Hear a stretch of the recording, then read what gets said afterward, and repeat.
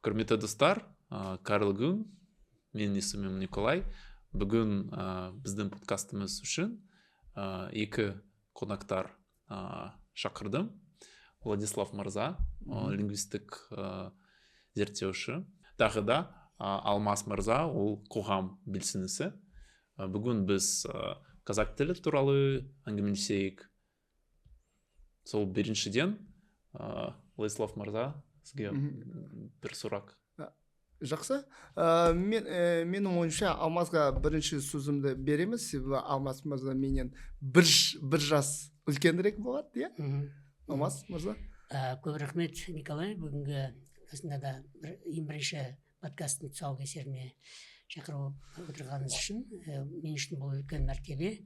Себебі расында да біздің елімізде өздеріңіз сияқты азаматтар елімізде келіп еліміздің ана тілін жаттап, үйретіп, және де басқаларға насихаттап жатсыздар. Сондықтан осы араңызға мені шақырғандарыңыз үшін енді үлкен мың алғыс. Көп рахмет.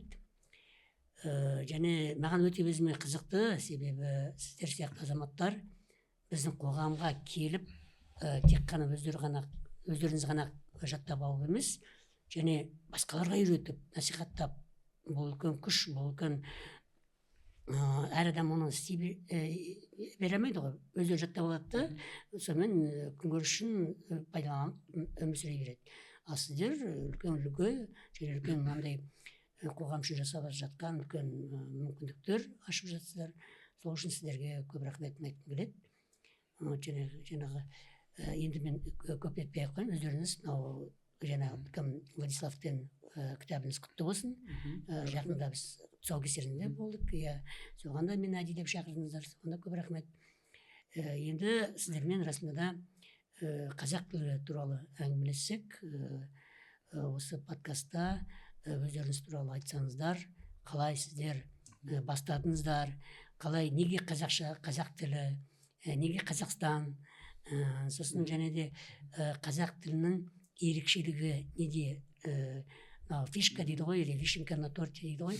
То есть қандай изюминка, триггер, не триггер болды осы қазақтың. Себебі біздің енді кішкене ұятты да болсын, біздің қазақтар қазақша сөйлемейді, көбінесе. Кей қазақтар, қазір тренд басталды, осы тренд қатты келе жатыр. Қазір өзге ұлттардың көбі, басқалардың, біздің азаматтар барлығы қазақша қатты білмесе де тырысып жатыр. Енді ол үлкен 30 жылда бір жетіп жатқан біз жетістігіміз, бірақ енді өздеріңіз айтсаңыздар, қалай бастағандарыңызды, басқаларға өте мотивация болар еді да. Сондықтан Владислав мырза, сізге сөз. Біріншіден Николай шақырғаныңызға көп рахмет. Біздің ерекшелігіміз неде? Осы подкасттың ерекшелігі неде? Екі шетелдік келді Қазақстанда, қазақ тілін үйреніп, содан кейін қазақ тілінен сабақ бере бастаған екі адам біз. Алмас, сізді де бүгін көргеніме өте қуаныштымын. Сіз қоғам белсендісі ретінде сізді білеміз. Өте өзекті мәселелерді сіз әрқашан көтеріп жатырсыз. Біз сізді әрқашан қолдаймыз. Сізге денсаулығыңыз мықты болсын деп, ғұмырыңыз ұзақ болсын деп әрқашан тілейміз сізге. Амин. Енді біріншіден өзімнен бастасам, мен білетіңізге, мен Ташкент қаласынан келдім, Өзбекстан Республикасынан. Келгеніме 15 жыл болды. Мен келе сала Қазақстанға қазақ тілін үйренемін деген ниетім бар еді. Бірақ мен қарасам, Астанаға келдім ғой. Астанада сол кезде көбінесе адамдар орысша сөйлеп жүрген еді. Сондықтан қазақ тіліне деген қажеттілікті мен сезген жоқпын сол кезде. дәрігер ретінде жұмыс істей бастадым. 3-4 жыл дәрігер болып жұмыс істегем. Сол кезде қазақ тілін білмегенмін. Ары қарай мен дәрігерлігімді тоқтаттым. Тілден сабақ беру мен айналысамын деген ой пайда болды. Содан кейін тіл орталығымды аштым. Сол кездегі 17-ші жыл болды. 17-ші жылы мен сол кезде қазақ тілін үйренуге терең кірістім.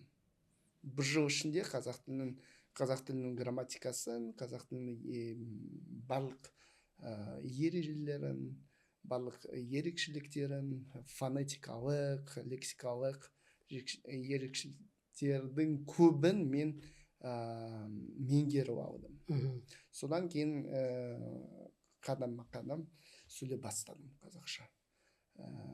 Ал бірінші айдан кейін қазақ тілінен сабақ бере бастадым. Өзім қазақша жақсы сол кезде білмегенде де грамматикасын өте жақсы білген кез еді. Сондықтан қазақ тілінің грамматикасынан сабақ бере бастадым. Сосын өсе бастадым. Сосын ел мені білді. Енді қазақ тілінің жанашыр ретінде біледі бәрін. Ал негізінде біз кәріспіз ғой. Бізде де кәріс тіл мәселесі бар ғой. Біз кәріс тілін білмейміз, біздің туған ана тілімізді білмейміз. Сондықтан менің есімде бар. Біздің аталарымыз, әжелеріміз бізге сендер кәріс емессіңдер, кәрісше білмейсіңдер, кәріс болыңдар деп ұрысқаны есімізде бар. Сондықтан кей қазақтар қазақша білмейді, ана тілін білмейді. Сондықтан оларды түсінеміз. Неге білмейтінін білеміз. Қалай оларға көмектесу керек екенін өте жақсы білеміз. Николаймен бірге. Себебі Николайде шет тілдік болып, қазақ тілін нөлден бастап, менен сабақ алып, үйреніп алған қысы. Сол сияқты болды.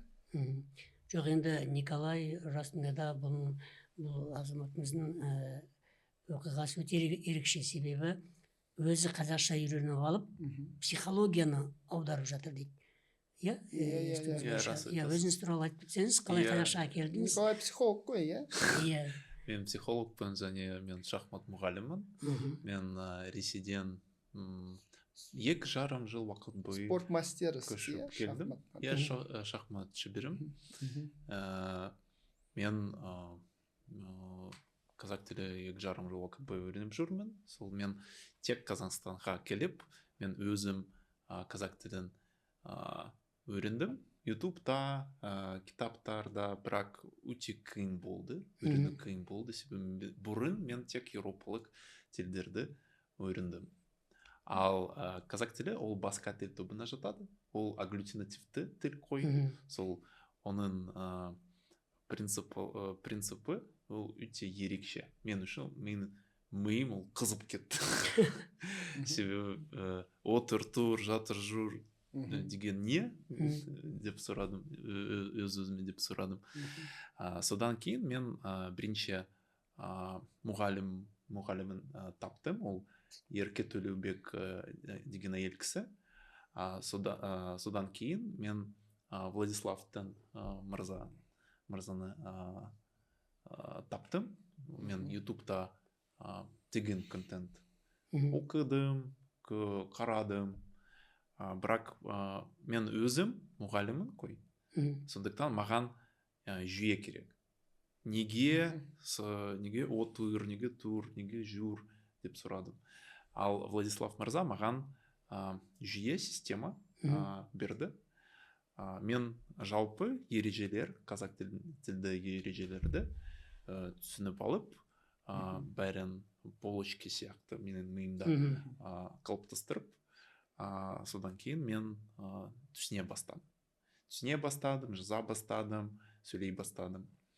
Мен сөйлеу клубына бардым, мен Астанада орысша сөйлейтін адамдар көп, сондықтан әр кезде мен практика арттырдым, да, пытался получить, найти практику для себя. Таксиде, дүкенде, әр жерде. Қазір мен уже подкасттарды қазақ тілде түсіремін.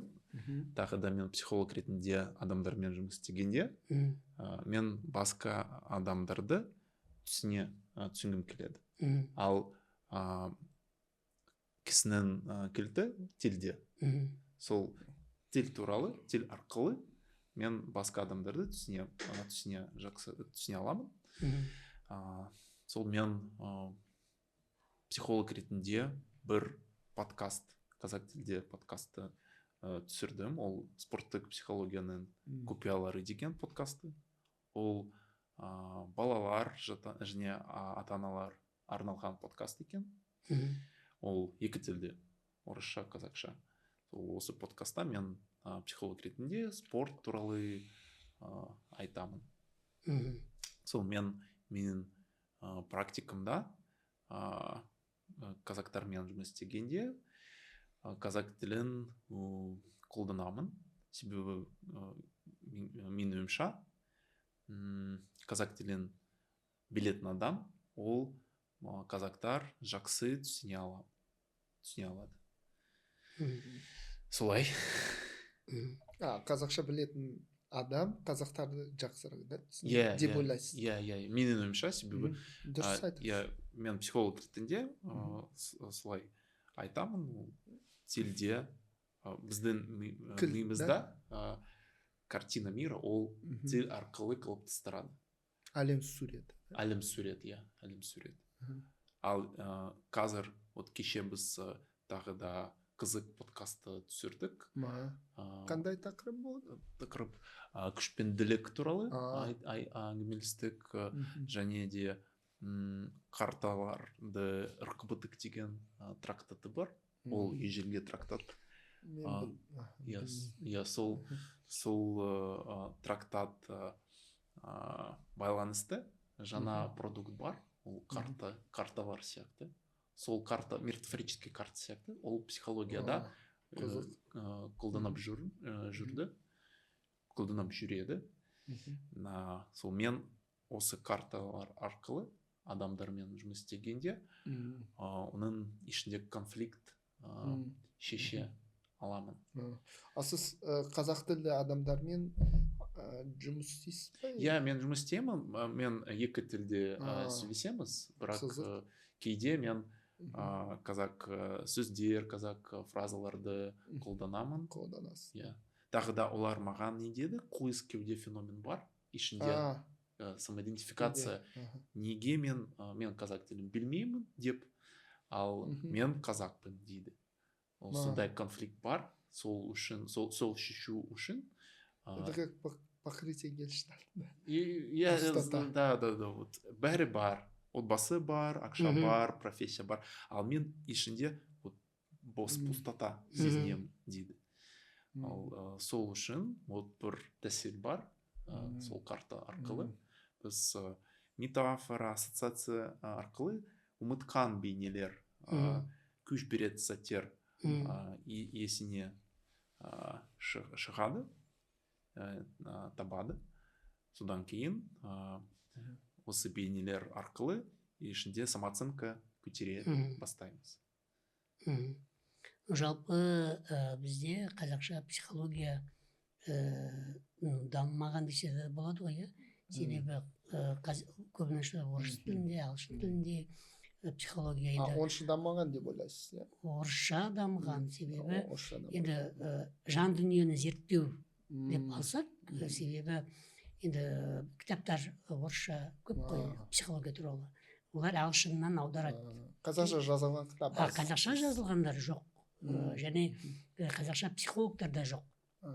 Олар аз, енді бар шығар, бірақ кішкене бір жаңа бір шығып жатқан, немесе анау цифровой нумерология, суицид тағы бір нәрсе, солар қазақша бар. Ал бірақ жаңағы Николай секілді ішкі жан дүниені зерттеп, немесе жаңағы бір көмек сұрап келген адамға жаңағы ішіне бір ой салып, өзінің самооценкасын көтеріп, жаңағы өзінің көзқарасын өзгертіп, өмір анау стакан жартылай аз емес, жартылай көп деп көрсету. Шынайы ғалым ретінде да. Иә, бұл психология арқылы ондай қазақша аз. Білмеймін, мүмкін бір-екеу бар шығар енді елімізде. Бірақ жаңағы бұл жерде ерекшелігі және өте ерекшелік бүгін подкаст болып отыр, себебі сіз кітап жаздыңыз, бұл кітаппен жаңағы өзіңіздің жүйеңізді құрдыңыз, өзіңіз үйреніп жүйе құрдыңыз. Бұл кәдімгі кілт секілді басқаларға берілген. Енді қазақтың есігі ашылмай жатыр деген секілді. Миды ашады. Иә, миды ашады. Көрдіңіз бе, Николай үлгі болып отыр. Жаңағы жүйені алды, сразу түсінді. Ага, оказывается, можно, то есть, можно не мучиться деген сияқты ғой. Қай тіл болсын. Уже былай не етпейді. Қандай тіл болса да жүйе бар екен. Тілді үйренуді сіз жүйені көрсетіп отырсыз. Ол кәдімгі адамға беріп қойған кілт секілді. Ол кілтпен бір пайдаланып ашып алғаннан кейін беттен көзін жұмып тастап аша береді да ертең. Сол секілді енді Николай енді ары қаратай кетіп тұр. Себебі психологияға, ол қазақтың жан дүниесін зерттеуге кірісіп жатыр. Мүмкін біздің қазақтар біз ойлайтын шығармыз, біздің жан дүниемізді тексеріп тастаған баяғыда. Олай емес. Себебі қазақтың жаны мынау бәлен жыл бойы тәуелсіздік алғаннан кейін қаншама трансформацияны өтті. 90-шы жылдар өтті, тағы басқа нәрселер өтті. Біздің тіліміз де кішкене өзгеріске ұшырап жатыр. Себебі біздің тілімізде орыстың терминдері кірді, ағылшынның терминдері кірді, қазір Қытайдың бірдемелері кіреді шығар түбінде. Сондықтан мынау жалпы біздің даламыз сондай трансформацияға ұшыраған далада. Жаңағы халықтың өзі тек қана қазақтар емес, басқа ұлттардың азаматтарымыз бар. Енді мысалы өздеріңіз басқа ұлт деп айта алмаймыз да, себебі сіз қазақтың корейсіз, сіз қазақтың орыссыз деп солай қараймыз да. Кім қазақша сөйлесе сол қазақ да. Енді сіздер өздеріңіз бізді тартып жатсыздар. Ол қателік бізден кетіп жатыр былай қараса. Себебі біз қазақтарымыз, біз өзіміз қазақша дұрыс сөйлемейміз. Солай ғой. Автобусте, көлікте, бір жерде селеде, бір көшеде болса, сұраса орысша жауап береміз көбінесе. Мен мысалы орысша мектеп бітірген адаммын. Орысша оқыдым, иә. Сіз қазақша оқыдыңыз деп? Жоқ, мен орысша оқыдым, иә. Және орысша ойым, орысша неткен жаңағы өзім бертін өзім үйде сөйлеп адамдар. Бірінші тіл болып миыңызда орыс тілі қалыптасқан? Жоқ, ана тілім қазақша, ауылда. Нағыз қазақтың қайнап тұрған сондай бір қаймағы айран құйылып піскен сондай ауыл менікі, нағыз қазақы. Бірақ солтүстікте болса да сондай ауыл, бірақ мектеп орысша болды. Мектепте жалғыз мектеп орысша класс, жалғыз класс. Қазақша мектеп сол кезде болмаған ба? Жоқ, қазақша мектеп болды, жалғыз класс, орысша класс болды. Группа, единственная группа на русском. Соған берді. Себебі енді ол кезде саясат солай болды, перспектива деп. Бірақ үйде қазақша сөйлейміз, мектепте орысша бәрі. Солай өстік, солай қалаға келдік, қалада барлық орысша, солай кеттік. Енді қазір заман өзгерді, тәуелсіздігімізді алдық, енді қоғам өзгеріп жатыр. Және де бұл қоғам тек қана былай жай ғана сыртымен өзгеріп жатқан жоқ. Бұл не сияқты былай орап әкеткен сияқты, жаңағы өздеріңізді де ішіне кіргізіп жатыр. Бұның ішінде экономика да бар, бұның ішінде саясат та бар, бұның ішінде қоғам да бар, бұның ішінде рухани мәселелер де бар. Себебі біз шын айтқанда қазақтар әлі өзімізді өзіміз танымай жатырмыз былай қарағанда. Себебі қалай айтса, әр неміз өзіміз орнымызды жаңа сезіп жатырмыз. Енді оны сіздер ат салысып бізге ашып беріп жатсыздар. Сіздерге қарап біздің қазақтар ұялатын болады. Мысалы, енді дұрыс сөйлемейтіндер, олар уже тырмысатын болады. Сондай бір қызық не болады. Және біздің подкастта солай болуы мүмкін. Бірақ біздің мақсатымыз қазақтарды ұялту емес. Әрине. Басқа қазақстандықтарға, өзге ұлт өкілдеріне де олар қазақша үйренгісі келсе, оларға көмектесу және шабыттандыру. Академиялық сабақ беріп, олардың миларында жаңа тілге, жаңа жүйе қалыптастыру. Сол сияқты. Сіз қалай ойлайсыз? Иә, мен келсем. Мысалы, оның үстіне қателеспесем, біз әріптестерімізбен бір жыл бұрын психологиялық ассоциация ұйымдастырдық. Ол менің ойымша ол өте пайдалы қазақтар үшін, себебі қазір Қазақстанда көп тілмен байланысты мәселелер бар. Қазақтар кейде оялады, жабық сезінеді, себебі мен қазақ тілін білмесе деп олар қазақ тілін үйренгісі келсе, бірақ ішінде олар жабық сезінеді, ұят сезінеді. Себебі жақсы білмегендіктен. Тағы да сол мәселе шешу үшін олар не істеу керек білмейді. Ал менің жұмысым ол оларға жол беру, көмектесу. Негізі барлығы дайын болып тұр ғой енді. Сіздердің арқаларыңызда үйренейін десе кітап дайын. Егер кітап дайын, бірақ ары қаратай қоғамға барып қалай айтамын деп қысылып жүрсе, психолог дайын. Ең қызығы білесіз ба, кей қазақтар шынымен айтқан, олар қазақша білмейді, бірақ білгісі келеді. Сөйлегісі келеді, бірақ оларға қиын. Бірінші тіл болып орыс тілі қалыптасқан ғой, олардың миларында. Сондықтан Николай олармен жұмыс істеумен айналысып, оларды ашады жүректерін. Олар енді ұялуды қояды. Енді тіл үйрену олар үшін оңайырақ болады енді. Керемет қой, Әрине. Бізде қоғамда ұят деген мәселе. Сол бір керек емес жерде ең басты мәселе бір керек емес жерде қойылады да. Бір керек жоқ бір ұят, керек жоқ бір скромность, керек жоқ бір шектеулік, өз-өзін шектеу. Тағы бір үлкен бір кәсіпкер айтып еді ғой, Евгений Черняк. На вас и так всем похрен, а вы еще и скромный. Сол сияқты ғой. Қоғам жүріп бара жатыр, барлық дамып жатыр. Бір адам отырады скромный болып, себебі ойбай бүйтпеймін, сөйтпеймін деп. Ол жаңағы қоғамға ілесіп, ары қаратай даму керек, ашылу керек. Сондайдың үлгісі сіздерсіздер мысалы, себебі басқалары мүмкін әлі қазір қорқып отырған шығар. Ойбай бүйтпеймін, ойбай не деп айтады. Мүмкін біреу оқиды, жаттайды, біледі, айтуға қорқады. Мысалы, айтайын десе, қалай айтса, қолы бәрдіріліп, мүмкін десі қысылып, сондай да адамда болады. Мысалы, себебі біз енді қоғамда жиі жүреміз ғой, бізге бір үйреншікті бір жағдай. Кейбір адам болады, үйінде ғана отырады, немесе жұмысқа барады, басқа жерге бармайды, қонаққа да бармайды.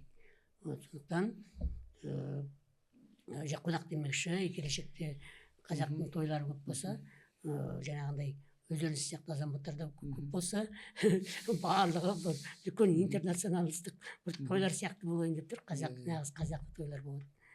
Менің бір метафорам бар. Адамның өмірі ол көп бөлмелер сарай секілді. Бірақ біз кейде тек кіреберісте жұмыс тұрамыз. Ал басқа бөлмелер туралы біз тіпті білмейміз. Содан кейін кірмейміз, білмейміз. Сол себепті біз ұмытқан сәттер, ұмытқан бейнелер, ұмытқан өзіңіздер қасиеттерді ояну керек. Оян қазақ мысалы. Керемет. Керемет айтты. Сіз керемет үлгіңіз, себебі сіз өзіңіз өміріңізде бір челлендж секілді кездестіңіз. Ол ауыр сияқты, иә? Сол туралы айтып жіберіңізші, қандай сол мәселесін сіз шештіңіз.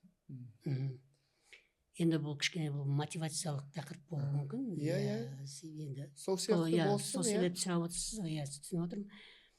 Енді басынан қиындық өтті, себебі жастық шағымда енді оқып жүргенде ауру, денемде ауру пайда болып, ол ауруды 90-шы жылдар, ол кезде дәрігерлерде дәрі жоқ, берейін десе шетелге бір жерге апарайын десе ақша жоқ. Сол кезде бір қиын заман болды. Сол кезде қиналып қалдым, ауру асқынып, дамып, қол аяқтарым ісіп жатқаған себебім болды. Содан қатты ауырып препараттар беріп, содан сүйектерді қысайтып жіберді. Жасыңыз неше? Енді әр кезде бір басталып, сол 21 жаста қатты қысты. 21 жаста қатты қысты. Мен кезінде, енді ол кезде ауылдан қалаға көшкеніміз кезіміз болды. Ол кезде мектепті де тастап кеттім 9 класстан кейін, себебі енді киім алуға да қаражат болмады. Сол кезде 90-шы жылдар қиын болды. Сондықтан сол жаңағы ауру келгеннен кейін әртүрлі диагноздар қойып, мен түсінбеймін ол диагноздарды, мені қалай емдейді деген. Қазір ғой мен көп басын өткеннен кейін білемін. Ол кезде мен ештеңе білмеймін, тек қана дәрігерлердің айтқанын тыңдаймын. Солай жүрдім, бірақ өкінішке орай мынау мүгедектікке әкелді. Сондықтан мен тістерім түсе бастаған кезде бір таяқ ұстадым. Уже таяқпен уже көшеге шыға алмайтын кезде балдақ ұстадым. Балдақпен жүрген кезде жаңағы алдындағы бірге жүрген достарымыз, нелеріміз кете бастады. Сол кезде жалғыз қалдым. Енді бұл жалғыз қалғанның да пайдасы бар екен. Енді мүмкін Құдай соған себеп қылған шығар. Себебі адам жалғыз болғанда, енді 10 жылдан артық жалғыз үйде отырыппын. Сонда көп ойларға адам кетеді, терең ойланады. Батады. Және де мынау бізде қоғамда адамдар сыртқы дүниеге көп жүгіреміз ғой. Анау қызық, мынау қызық. Адам ауырғанда Құдай және өзі адам ішкі дүниеге кетеді екен. Ішкі дүниеге келгенде, орысша айтады ғой, өз-өзіңді танысаң, Құдайды танисың деп. Познай себя, познаешь Бога, да? Сол секілді адам ішкі дүниеге кеткенде көп жаңағы өз-өзін талқылайды. Мен неге мынаны былай істедім, неге былай, ағы қайда, қарасы қайда, Құдай бар ма, жоқ па деген сияқты көп мәселелер талқылаймын. Сонда мен 10 жылдан артық үйде отырып қалдым. Сол аурудың кесірінен жаңағы арбаға отырғаннан кейін ешқайда шыға алмайсың ғой, үйден шыға алмайсың. Сондай кезеңдер өттім. Содан қалаға квартира жалдап, соған көштік. Содан кейін Астанаға көшіп келдік. Өзім жалғыз келдім. Бірақ мен былай белсенді болам деп ойламаппын. Себебі ол кезде Facebook бар. Facebook жаңа шыққан кезде маған Mail.ru-ға бір не келді, почта келді, Facebook'та сізді іздеп жатыр деп. Енді барсам ешкім іздеп жатқан жоқ, жай маркетинг екен де. Содан кейін бір Шахмардан деген досым болған, кәсіпкер, сол кісі айтты, сен Facebook'қа шық деп. Мен шықпаймын деп буланып. Содан кейін амал жоқ, шықтым. Шыққан отырдым. Содан айтты, сен жаз деді. Мүгедектігі бар адамдардың мәселесін. Мен айтамын, неге жазамын? Я не инвалид, намыс бар ғой, ол кезде әлі. Содан айтады, жоқ, жаз. Темы нету такой, инвалид. Ондай тақырып жоқ, ешкім жазбайды. Деп, ол көріп тұр екен, ағартай не болатын. Олар жабық қой? Мүгедектігі бар азаматтар ол кезде жабық қой. Ол кезде ешкім шықпайды. Тек қана бәрі, идеальный бәрі, әдемі бәрі. Сіз бірінші болып шықтыңыз? Соғыда мен Фейсбукта пайда болғанда бір гадкий утенек сияқты. Ешкім нетпейді, сол кезде жазғаным бар. Барлығына кешірім сұрадым. Мен мүгедектігі бар азамат. Мен жай емес, ол кезде Алмас Ержанов, осылай сөйлеп. Сонда кейбір достар кетіп қалды, кейбіреулер қосылды. Енді қарасам көп біраз қосылыпты. Содан бастап уже кәдімгідей ішінен жүк түскендей жаңағы мүгедектігі бар мәселелерді айта бастадым. Және Қазақстандағы жаңағы Назарбаев университетінің студенттер айту бойынша мен Қазақстандағы алғашқы адам екенмін. Мүгедектігі бар азаматтардың мәселесін көтере бастаған Қазақстанда. Пионер. Иә, себебі рас енді, себебі мен ол кезде жазғанда депутаттармен қырылып қалдым бірінші рет, енді сондай оқиғалар болған, қатты айғай-шулы. Сондайларға регіп қалдым. Сонда осы қоғамда мүгедектігі бар азаматтардың құқығын күрес, енді кәдімгі күрес қой бұл да, жүргізген кезде маған жазатын: сен қорықпайсың ба, сен пенсияңды алып қояды ғой деп. Кейбір азаматтар, мүгедектігі бар азаматтар мен үшін ойлайды екен, бұл шындықты айтты, енді ертең бұның пенсиясын алып қояды деп. Солай айтады екен, ойлайды екен солай. Енді одан кейін енді қоғам дамыды. Қазір мүгедектігі бар азаматтар барлық жерде бар, барлық жерде парламентте де бар, және де өте белсенді азаматтарымыз да бар. Сондықтан енді мен көп бұл подкаст жетпей қалуы мүмкін, себебі өткен жаңағы терең ойдағы ішкі рухани дүниелерді айта бастасам, енді бұл подкаст жетпей қалуы мүмкін.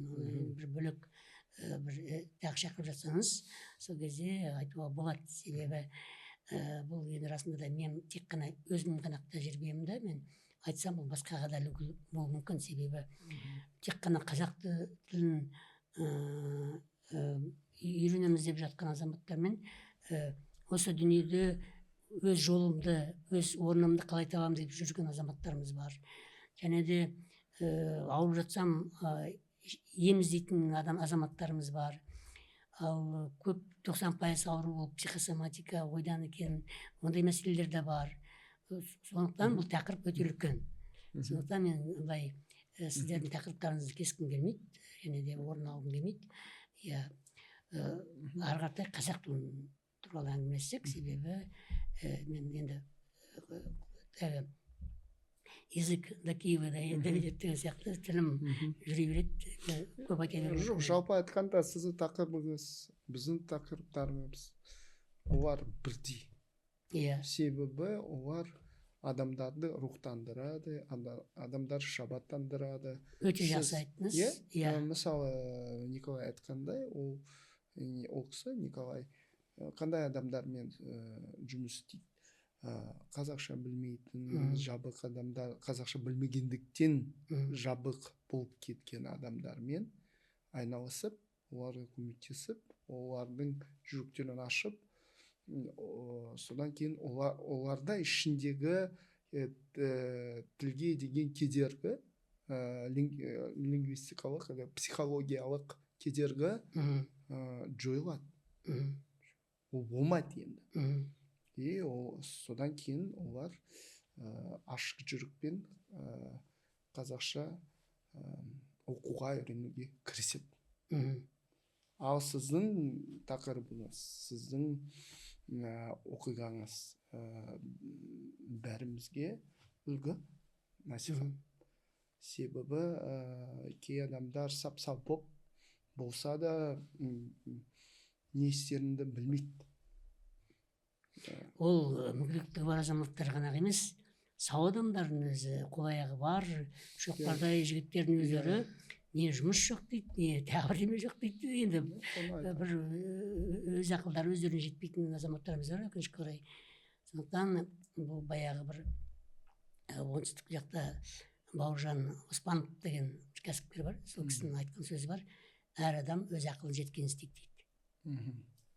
Қоғамда неге біреу бай, неге біреу кедей деп сұрақ қояды ғой. Иә, сұрақ қояды ғой сол кісіге. Неге біздің қазақ қоғамымызда біреу бай, біреу кедей, біреу андай, біреу мындай. Сонда айтады, ол әр адам ақылы жеткен істейді дейді. Ол рас. Ол себебін өзімде көріп жүрмін. Мүгедектігі бар ма, мүгедектігі жоқ па? Мысалы, менде бір таныс бір қыз бар, ол кісі жатыр, кроватьта отыра алмайды. Бірақ жатып, пәтер сатып алды. Анасын шетелге жібереді, курортқа, демалуға. жатып алып ноутбукпен ақша істейді. Иә. Соны Енді мен мүмкіндіктер бар, иә. иә, мүмкіндігі бар, интернет енді көп мүмкіндік берді. Мен ана қызға қараймын да, енді сөйлесемін кей кезінде қарқылдап күлеміз екеуміз әңгімелесіп. Сосын өзі жатып алса да түрлі сайрап өзі нетіп тұр, жұлынып тұр, бірақ денсаулығы жоқ. Енді менен мотивация көріп отырсыздар. Мен ана сау жігіттерді қараймын, анасы жамасы жоқ, сосын ана қызбен салыстырамын. Енді салыстырмаймын, енді өзі келіп тұр ғой. Ойлаймын, ой Құдай, бұл Алланың берген, енді кішкене дін емес, енді қалай айтсам, рухани жағынан қарасақ, бұл Құдайдың берген құдіреттігі. Адамның мүмкіндігі шексіз. Адамның мүмкіндігі шексіз. Тіл ғана жаттау емес, өмірге деген күрес қана емес, бұл өмірді таңдағанды алу ғана емес, бұл тек қана жетістікке жету ғана емес. Адам іштей рухани байлығы бар, соны оята білу керек. Оның ішінде кітап та бар, оның ішінде білім де бар, оның ішінде жаңағы Құдайдың берген бір несі бар, талант, дарыны бар.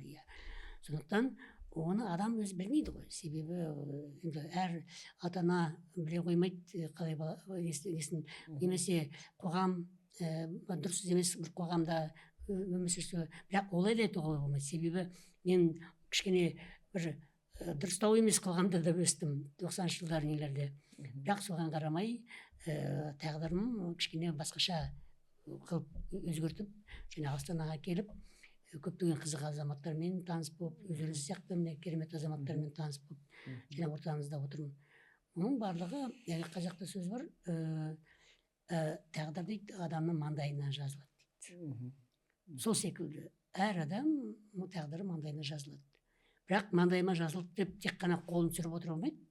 Адам өзі бір нәрсе жасау керек, амал жасау керек. Сонда амал жасасаң, анекдот бар ғой, Құдайдан байлық сұрайды, ақша сұрайды, $1 миллион. Орысша айтқанда. Иә, лотерейный билет сатып аламын дейді. Құдай маған мүмкіндік берші дейді. Лотерейный билет ұтып алатын, $1 миллион ұтып алу үшін дейді. Енді сыйынады Құдайға, Құдай бермейді. Содан кейін ол сыйынады, періштелер оны тыңдап алады да Құдайға барады. Срочно осындай бір кісі оразасын ұстап жатыр, намазын бәрін оқып жатыр, керемет болып жатыр. Енді мен кішкене аударып жатырмын бұны қазақшаға.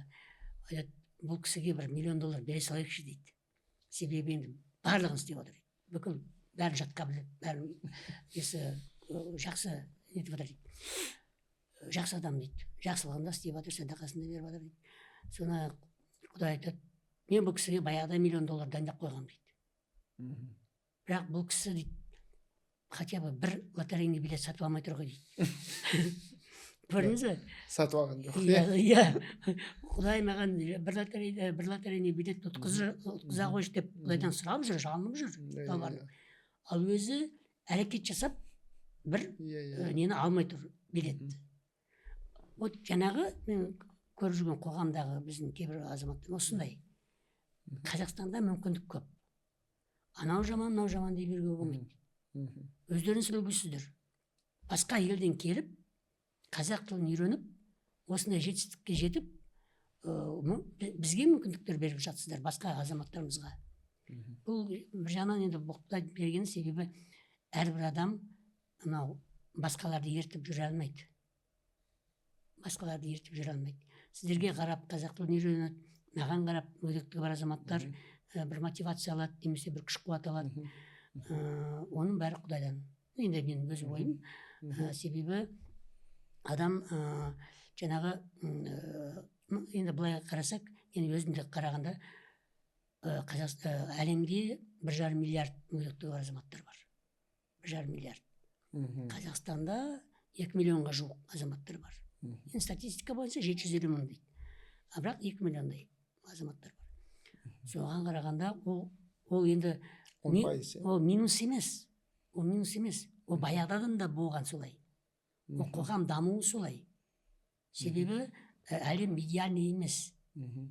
Әлемде плюс-минус батарейка сияқты, бір батарейка плюс-минус бірдей жүреді. Минус та бар, плюс та бар.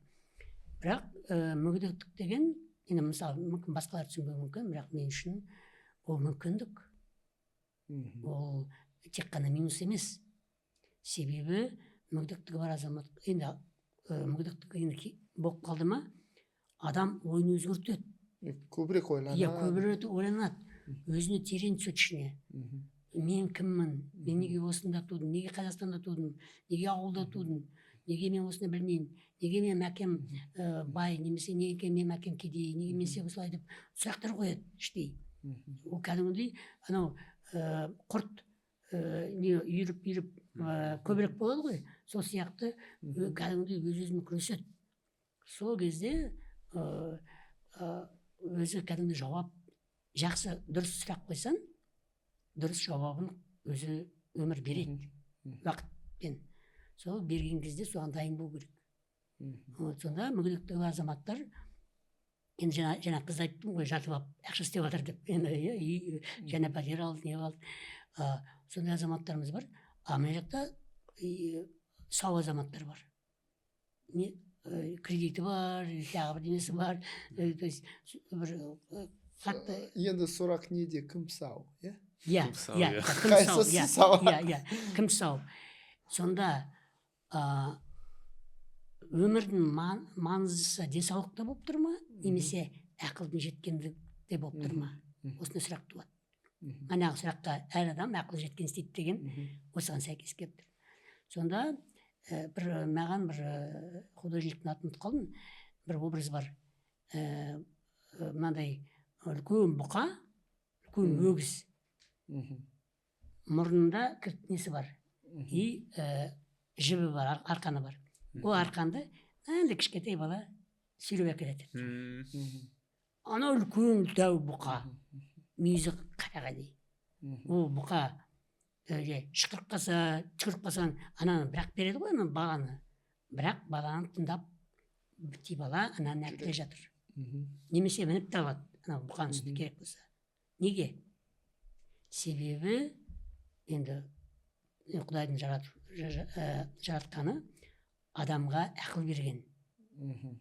Бұқаға емес. Иә, бұқаға емес, малға емес. Қазақта сөздер ғой, малсың дейді ғой. Енді малға демейді, сен малсың дейді, елтанбасың дейді. Сол сияқты ғой. Иә, ми жоқ деген бір аллегория. Бірақ соның түбінде жаңағы сол картина енді неге келеді ма ойыма. Кішкентай бала әлі нетпесе де енді қатты қара күші жоқ. Бірақ жаңағы өгізді сүйреп береді. Сол сияқты адамның мүмкіндігі шексіз. Құдай ақыл берген. Тек қана өз-өзімен жұмыс істей білу керек. Тек қана мысалы қазақ тілін білмеймін, себебі мен орыс қоғамында өстім, или мұғалім болған жоқ, немесе мектепте қазақша орыстар ғана бізді үйретпеді деп, ол отговорки, ол жай не емес, сылтау. Сылтау. Тек мен жақсымын, басқалары виноват деп солай шығады. Олай емес. Сол сияқты ол жаңа қазақ тілі ғана емес, ол барлық мәселелерде солай. Әр нәрсені өзінен адам бастау керек. Себебі жаңағы сол жаңағы неге дей береді, өз-өзінен бастаса адам, сонда жаңағы мүмкіндіктер ашылады. Менің ойымша солай. Себебі жаңа сіз енді түсіндім сіздің айтқаныңызды. Жаңа мүгедектігі бар азаматтар, жаңа мотивация болу үшін, жаңағы өмірмен, жалпы өмірмен күрес дейді, бірақ өмірмен күреспеу керек. Тек қана өмірдің бергенін ала білу керек. Өмір бізге көп нәрсе берді. Себебі әр адам, мысалы, енді еткенде өзінің өмірінің бағалау білмейді. Минус сода. Ауылда отсын, қайда отса да, бұл былай деп демалып отыр ғой адам, сонда бағаламайды. Мысалы, мұрны жоқ қойса, егер жылап отса, өмір жаман деп. Қадіріне жетпейді. Қадірлемейді. Егер жамандап отыр ма, өмір жаман, анау деп, мұрны жоқ тұраңызшы.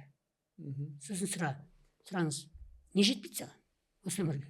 дем жетпейді дейді. Сонда оған не жетпейді? Оған ол демалғанын, демін қадірлемей тұр ғой. Жүрегі жұмыс істеп тұр ғой, қан айналып тұр ғой. Неге тәуба демейді? Енді мен қазір былай не тұрған жоқпын, бірақ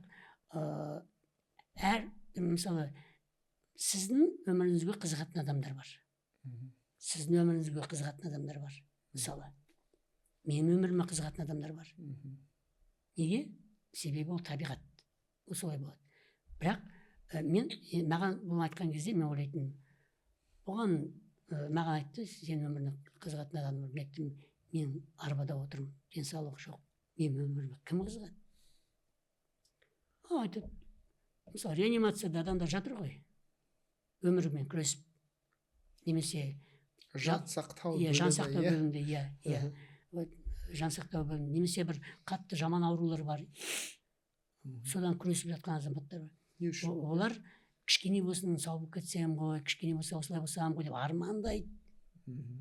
Сонда әр нәрсенің өз несі бар. Былай салыстырып нете алмаймыз. Ауру болып қалғаннан кейін өмір ауырмасаң да аурудан кейін де ауруға дейін де өмір бар. Тек жаңағы бағалай білуде. Бұл енді кішкене психологиялық әңгіме болып кетті, себебі бұл енді түсінбеуі мүмкін. Өздеріңіз түсініп отырсыздар, бұл кішкене өте қалай айтсам, енді жалпыға ортақ мәселе емес, жаңағы айтып жатқан әңгімеміз. Себебі бұл ішкі психология.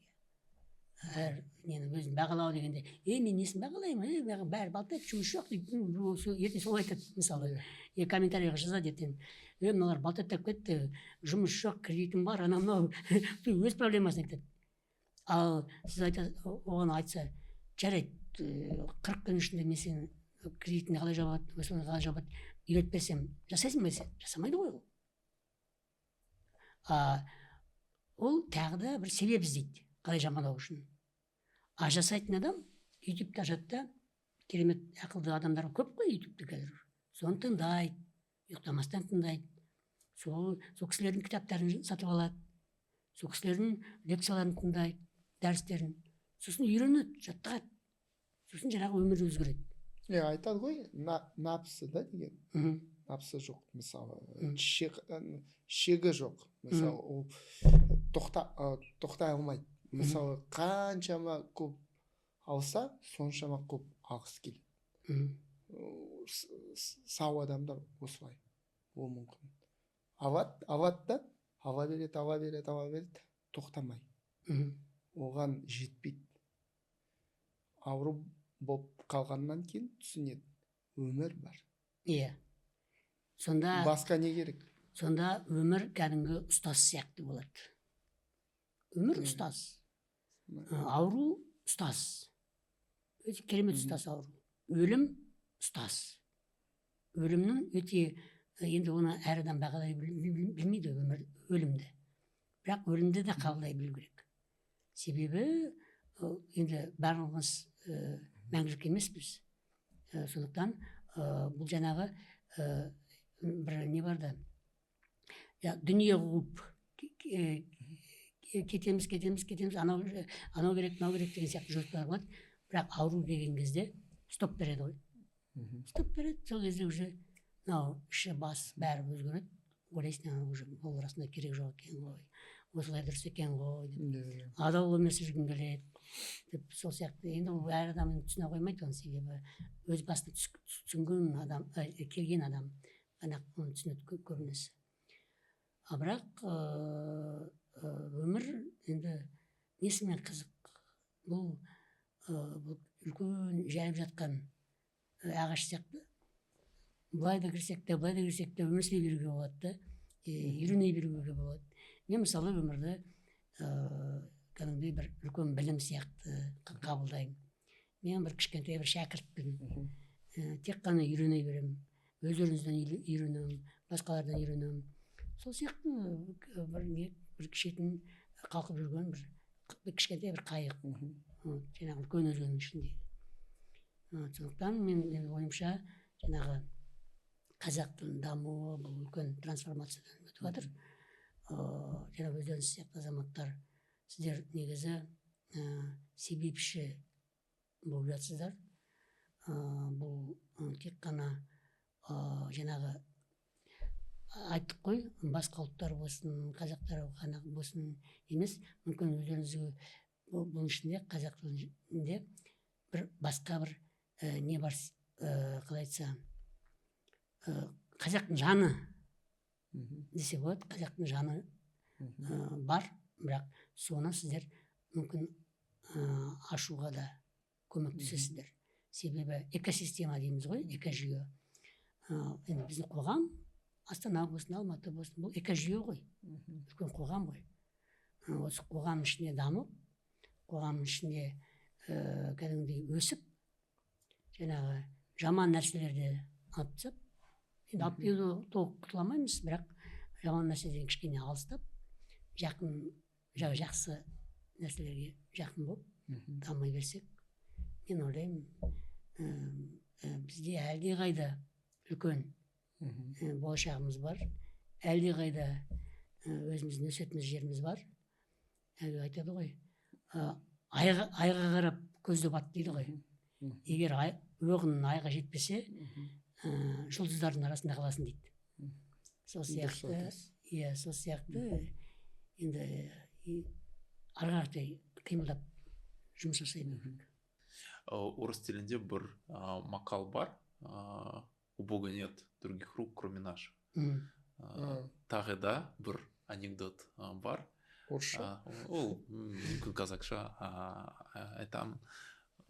Бір адам дәрігерге келіп, содан кейін қандай дәрі маған қабылдау керек деп сұрады. Ал дәрігер не дейді? Шешулер қабылдау керек. Решение. Сол менің ойымша көп адамдар олар шешулерді қабылдамайды. Шешулерді қандай шешулер өзі өмір өзгерту ала алады. Бірақ сол үшін бір нәрсе жасау керек, шешулерді қабылдау керек.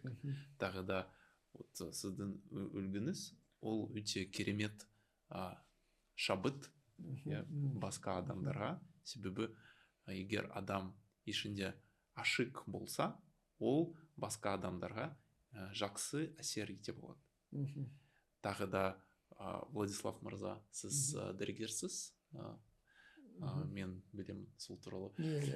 Тағы да мен сізден сұрағым келеді. Сіз тіл арқылы басқа адамдарды емдейсіз бе, немесе сіздің көзқарасыңыз қалай? Николай, сіз білесіз ғой, менің 10 жылдық дәрігерлік тәжірибем бар. Мен мамандығым гастроэнтеролог, эндоскопия саласында жұмыс істегем. Ал сосын мен лингвист болдым, тілмен айналысатын адам болдым. Соған да себеп бар, мен әлі күнге дейін дәрігер болып жұмыс істеймін деп айтам. Мен неге дәрігер болып жұмыс істемейсіз дейтін адамдарға осындай жауап берем. Негізі мен әлі күнге дейін дәрігермін, дәрігер болып жұмыс істеймін. Себебі тіл кез келген тіл, қандай тіл, қай тіл болса да, сол тілді адам білмесе, қандайды бір тілді білмейтін адам болса, сол адамды ауру деп атауға болады. Себебі тіл білмеу деген аурумен ол шалдыққан, сол ауруға шалдыққан адам. Мысалы, сіз ағылшын тілін білмейсіз ғой? Мысалы, мен айтпақшы, сізбен ағылшын тілімен айналысамыз, сізге сабақ берейін ағылшын тілінен. Бірақ уақытша сіз ағылшын тілін білмейсіз ғой? Сізде ауру бар. Ағылшын тілін білмеу деген ауру бар сізде. Емі бар. Сізге беретін методика. алгоритмика. Жүйе. Сол сияқты сонымен сізге ем беремін, емдеймін сізді. Сондықтан мен дәрігер.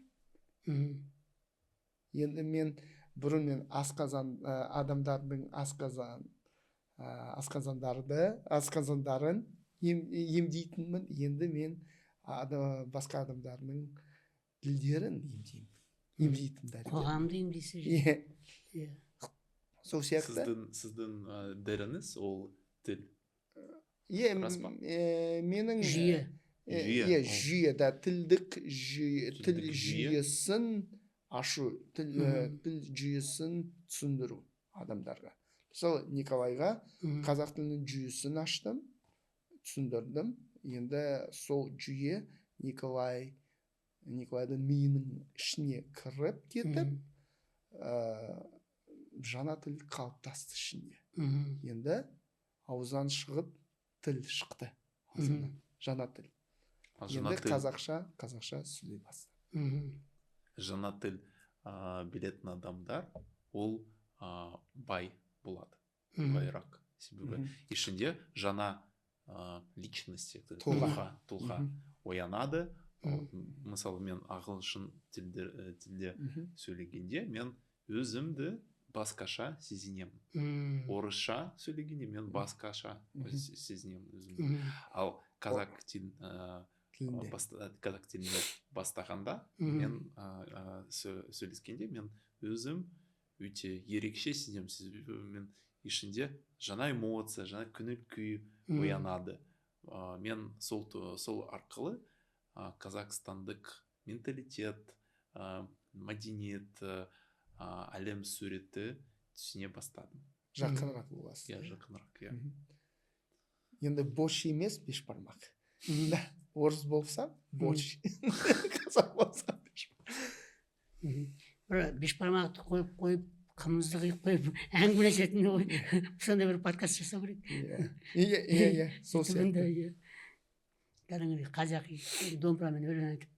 Иә, мен үш ай уақыт бойы домбыра тартып жүрмін. Иә, рас. Керемет. Иә.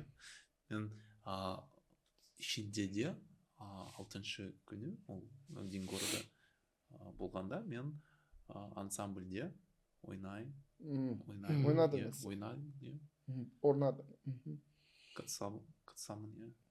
100 адамдар болады. Неше күй білесіз? Иә, мен көңілді би деген күй білемін, және де тойбастар, алтын ұя, ақ желен деген күйлерді білемін. Оларды білесіз бе? Мен кезінде домбыра тартқам. Тартайсыз? Иә, қатысқам, иә. Жоқ, енді сап кеткем. Бірақ кезінде тартып, мектепте нелер болады ғой. Сабақта, жоқ, мен сабақ емес, конкурс сияқтылар. Соған қатысып, біраз өлең айтып, иә, кезінде қатысқам. Бірақ сосын өсе келді, домбыра жай қалды, өзім кеттім, содан қалды. Сіз негізі сіз музыкантсыз ғой, иә? Иә, мен бала кезімде мен флейтамен айналысатынмын. Флейтамен және де фортепиано, екеуі де аспабы. Содан кейін мен бірнеше тобаларды ойнадым. Музыкалық топ. Иә, музыкалық. Ал содан кейін мен қоумый деген горловое пение. Қайда үйрендіңіз? Қазақстанда? Жоқ, Қазақстанда. Ресейде ма? Иә, Ресейде. Мен Тувада болдым. Мен ұстазыммен қоумый мен айналысатынмын. Содан кейін біз өткен жылда Монголияда болдық. Монголияда біз мастер-класстар күн сайын қатыстық. Ол горловое пение, ол ішінде ол дәрі сияқты. Дәрі сияқты. Дәрі сияқты. Менің дауысым, мен естігенде, мен дауысымды естігенде, мен өзімді өте басқаша сезінемін. Сауырақ. Иә, мен өзім емдеймін. Пение арқылы, ән арқылы. там же это возникает, да? Как это? Вибрация. Вибрация тағы да обертона, көп обертоналар, обертоновое пение, бірнеше дабыстар бір сәтте. Сол өте ерекше. Айтады ғой, мысықтарда бар ғой, олар вибрация мысық етеді ғой, мурчание вот это, мурлыканье. Емдейтін. Өзі-өзін емдейді сонымен. Сол мен ойымша, ән айтатын адам, ол өзі емдей алады. Өзі, музыка арқылы, ән арқылы.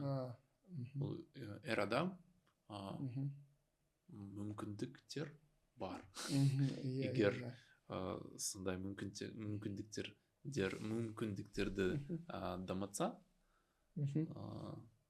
олар бірте-бірте дамыта алады.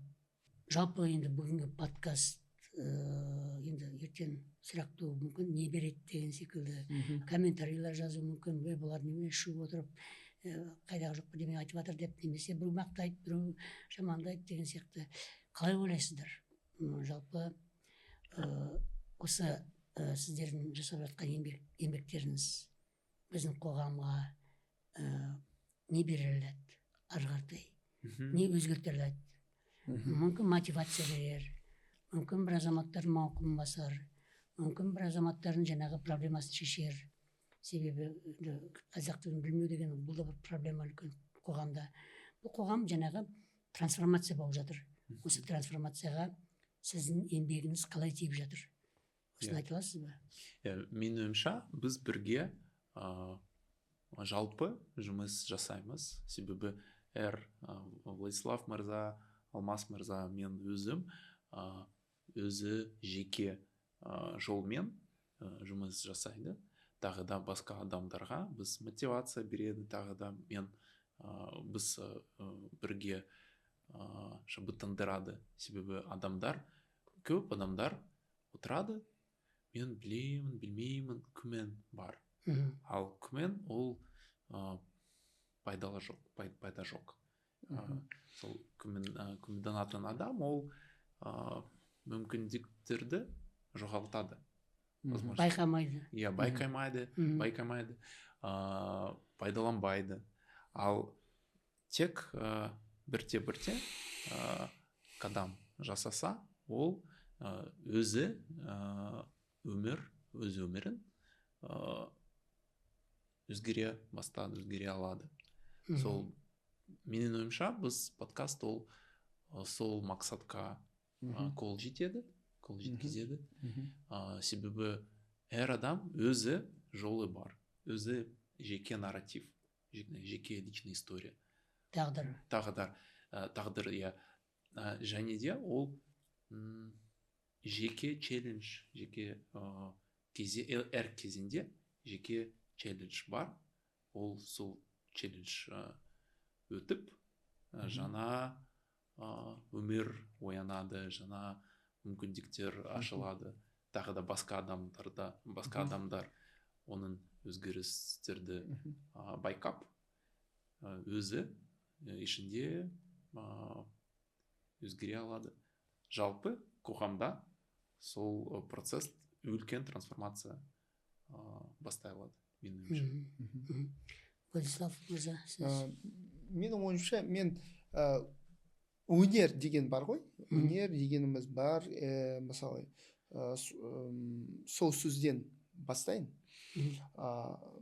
Мысалы бір кино шықты бір кино, критиктар бар, сынға алады. Бұл кино өнер емес, нағыз өнер емес. Ал мына кино өнер, анау кино өнер емес. Енді сұрақ бізге, ал өнер дегеніміз не? Мен көп ойландым, өнер деген не? Өнер, қол өнерді дейміз, қолдан шығаратын нәрселер. Шығармашылық, жалпы айтқанда.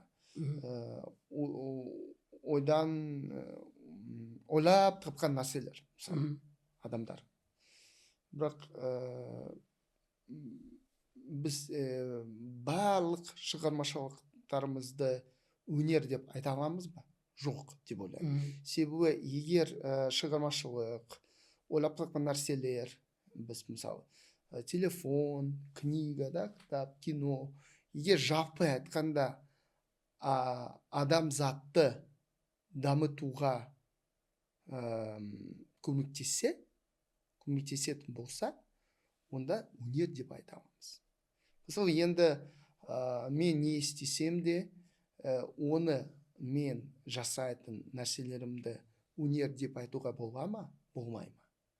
Егер ол жалпы айтқанда қазақстандықтарға пайдасын тигізсе, олардың жан дүниелерін ашса, олар сол сияқты осылайша олар көбірек жалпы біздің елімізді дамытуға үлестерін қосса, онда мен жасайтын нәрселерімді өнер деп айтуға болады. Менің ойымша дәл қазір сіз өнеріңізді айттыңыз. Сіз өзіңіздің өнеріңізді, мен өзімнің өнерімді айттым. Себебі біз жасайтын нәрселеріміз жалпы қазақстандықтарға пайдасын тигізеді. Енді біз не айтатын болсақ та, біздің ең соңғы мақсатымыз елімізді дамыту. Сол сияқты. Кәдімгі бүгінгі подкаст өзіміздің бір жақсы бір қасықта қаймақ секілді.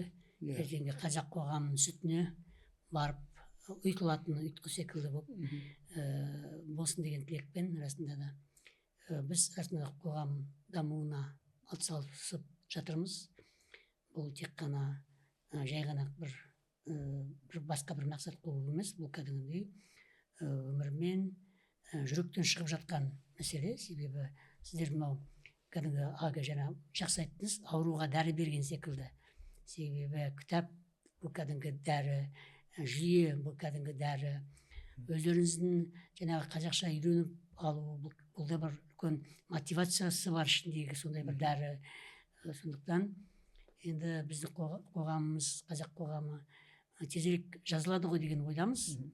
Сондықтан барлығымыз бірігіп осылай еңбек жасасақ, еліміз әлдеқайда алға жүреді. Және енді барлығымыз денсаулығымыз мықты болып, бай болсын, және қазақтың тілі бай болсын деп дамыған елге айналамыз. Оған енді әр азаматтың қолында деп айтсақ болады. Сол қазақ тілін үйренейік, әрі қаратай қазақша ретте сөйлеп, сосын бір күні бір қазақша өлең айтатын күндер болсын. Сол өзіңізге көп рахмет. Келгендеріңізге көп рахмет. Рахмет, Николай.